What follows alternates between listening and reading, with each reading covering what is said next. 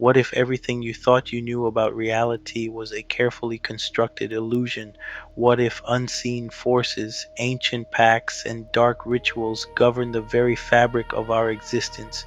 Prepare to journey beyond the veil into a world where power is absolute and humanity is but a pawn in an eternal cosmic struggle. Many believe the world can be saved by crowds, revolutions, or good intentions. What few understand is that spiritual reality is governed by hierarchy, laws, and ancient order. Nothing operates randomly, nothing is equal, and no soul enters this world without a position already assigned. This is not a story of hope alone. This is the story of how the world truly changes and why it has not yet. This is the story attributed to Michael Massa, not as a confession, but as a revelation of a system that has existed long before modern civilization, a chilling exposé of the forces that truly shape our destiny. In the unseen realms, not all beings are equal. There are the chosen, regarded as sons of high rank by TMH Tata and Zambi, and there are the called, summoned for purpose, but bound by fewer obligations. Each group carries different responsibilities, different consequences, and different access to divine power. Opposing this order exists another hierarchy, one just as structured, just as ancient, and infinitely more insidious. The adversary does not move without rules, his forces do not act without permission. Even rebellion has its own dark laws, meticulously observed and ruthlessly enforced. The rulers of the opposing kingdom are forbidden to leave this world. Earth is their boundary, their prison, and their hunting ground. Human bodies within this system function as vessels, mere shells for spiritual entities. Some souls have walked this earth for thousands of years, returning again and again, fully aware of their ancient identities. Others arrive without memory, shaped by decisions made long before birth. Choice, as humanity understands it, is often an illusion. What one becomes is determined by spiritual history, accumulated actions, and allegiance forged in forgotten ages. The adversary dreams of returning beyond the sky to inhabit flesh outside this realm, but the boundary is absolute. The sky is the limit, a celestial barrier they cannot breach. Some servants of TMH, Tata, and Zambi are also caught in repetition, returning to Earth until their mission is fulfilled. Failure leads to return, completion leads to release. This conflict did not begin on Earth. Earth is only the battlefield, a stage for an ancient war. This cosmic struggle predates human history, its origins lost in the mists of time.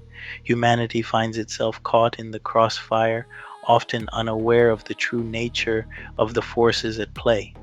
The stakes are not merely physical but spiritual, determining the eternal fate of souls.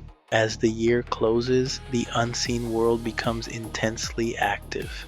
In the shadows, rituals of gratitude are performed, offerings to dark powers for protection, wealth, influence, and survival.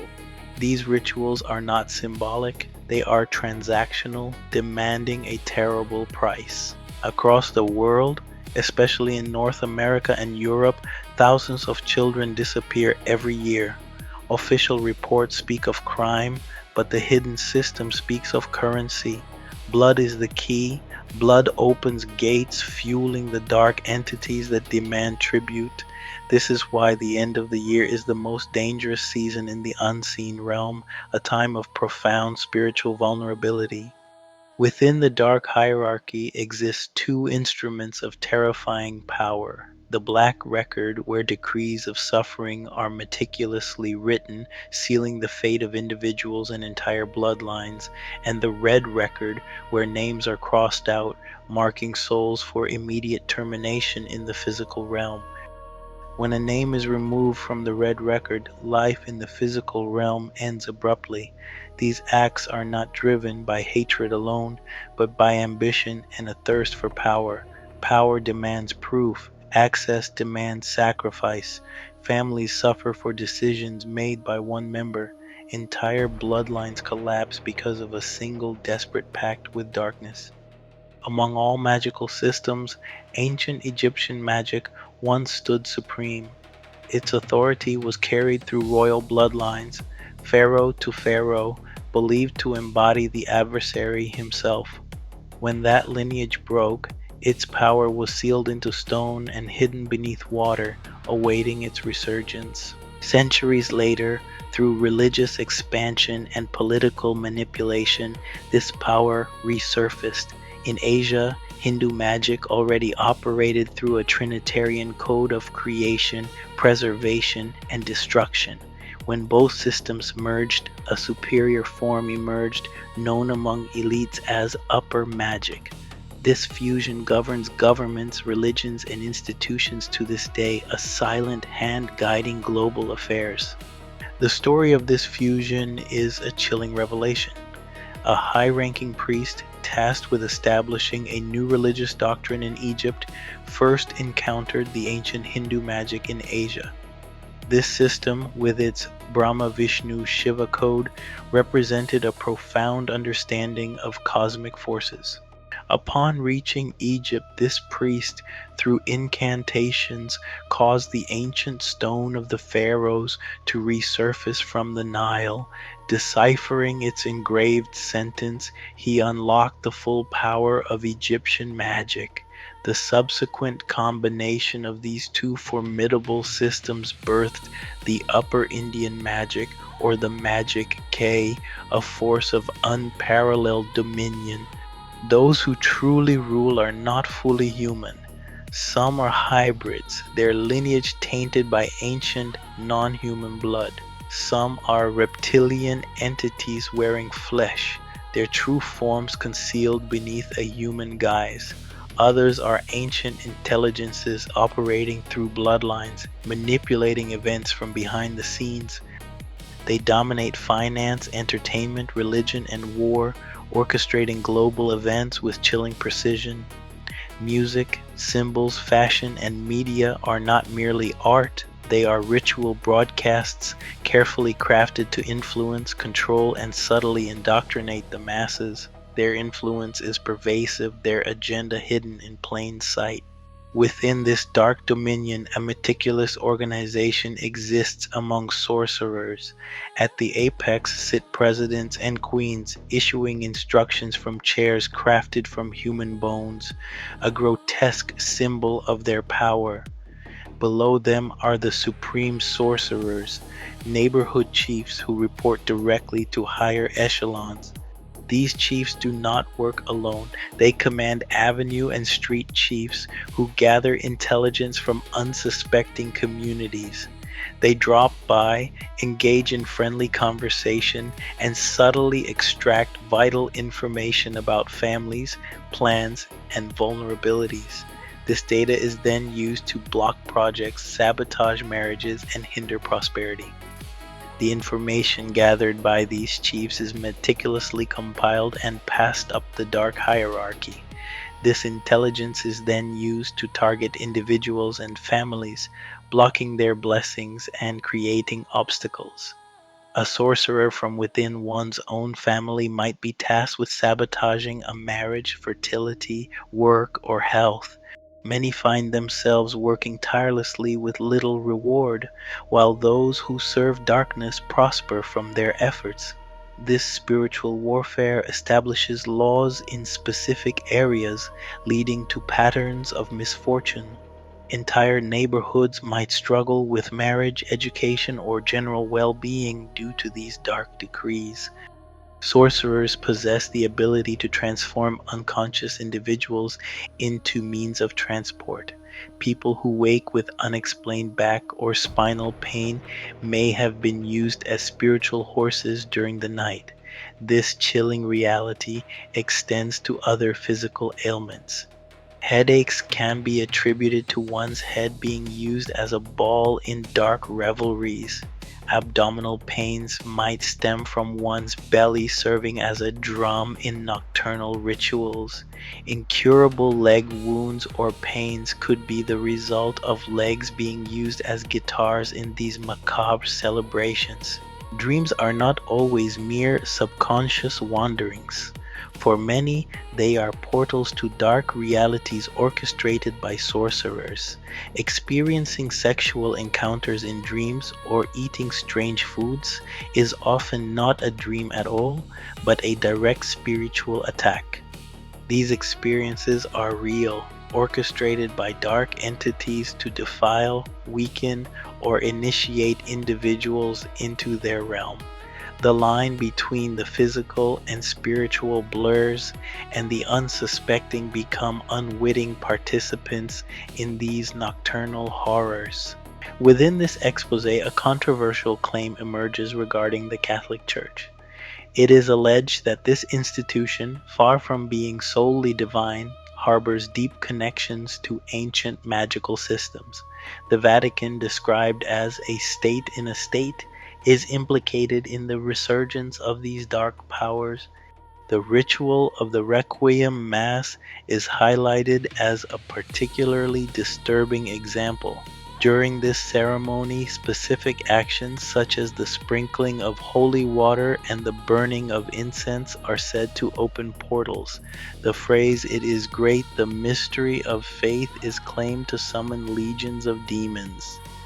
The altar in Catholic churches is described not merely as a sacred table, but as an altar cavity or altar tomb.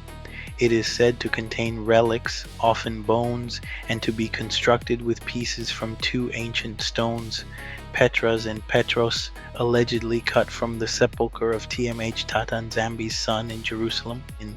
When a priest kisses the altar, he is said to undergo a transformation, becoming half man, half animal, his tongue becoming the tongue of the serpent.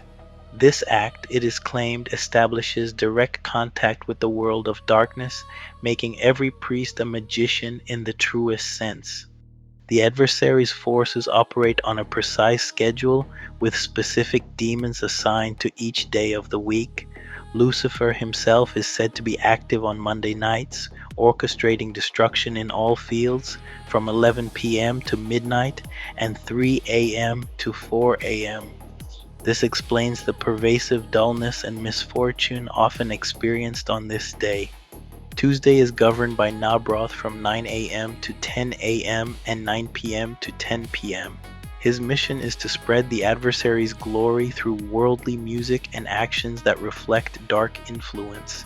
Listening to such music invites demons into homes, creating blockages and difficulties for all inhabitants. Wednesday nights from 9 p.m. to 10 p.m. belong to Astarote, the demon of pride and self-esteem. He manipulates individuals into arrogance, causing them to constantly seek attention and assert their supposed superiority. This pride, a direct cause of the adversary's fall, infects even those who claim to serve TMH Tata in Zambi. Thursday sees Akam at work from 9 a.m. to 10 a.m., 9 p.m. to midnight, and 3 a.m. to 4 a.m. His assignment is to sow hatred and division within families and spiritual communities. This aligns with the adversary's fifth commandment: go and spread hatred and divisions within the churches. Friday nights from 11 p.m. to midnight are ruled by Beke, whose mission is to divert people from the work of TMH, Tata, and Zambi and subject them to worldly wealth and authority. This demon, often working with Panchard, the coordinator of spirits of the dead, causes spiritual regression and a loss of one's first love. Saturday is governed by Nabam from 11 p.m. to midnight with two primary assignments. First, he instills stubbornness, causing individuals to ignore wise counsel until adverse consequences manifest. Second, he promotes stardom, driving people to emulate worldly figures, leading to vanity and a focus on outward appearance rather than spiritual devotion. Only one group truly threatens this meticulously constructed system of darkness: true worshippers of TMH, Tata, and Zambi. Not religion, not titles, not empty rituals, but authentic devotion. The unseen world recognizes authenticity instantly, distinguishing it from mere outward show. False believers are ignored, their actions posing no threat to the dark hierarchy. True worshippers, however, disrupt systems, their genuine allegiance to TMH, Tata, and Zombie, creating powerful spiritual resistance. That is why they are targeted, relentlessly attacked, and constantly undermined by the forces of darkness. The wicked are disciplined, organized, and relentless. They sacrifice everything for their master, demonstrating an unwavering commitment to their dark cause. Yet many who claim light offer nothing, risk nothing, and understand nothing of the true spiritual war raging around them. This is not a call to fear, but a profound call to awareness, because the real war is not fought with physical weapons, but with allegiance, with the very essence of one soul. Understanding these hidden truths is the first step towards true liberation. This world is not what it seems. History is incomplete, and reality is layered with unseen forces and ancient conflicts. What has been revealed here is only a fragment, a glimpse behind the curtain of illusion. The question is not who is evil, but who you truly serve. To break free from these ancient chains, to annul the condemnations and remove your name from the red record requires a conscious choice. Seek TMH, Tata, and Zambi with all your heart, embrace true worship, and align your allegiance with the divine. Only then can the laws established by darkness be shattered and true freedom be found. Awaken to the truth. Choose your allegiance. The time for passive observation is over. Dive deeper, seek knowledge, and stand firm against the encroaching shadows. Your eternal destiny depends on it.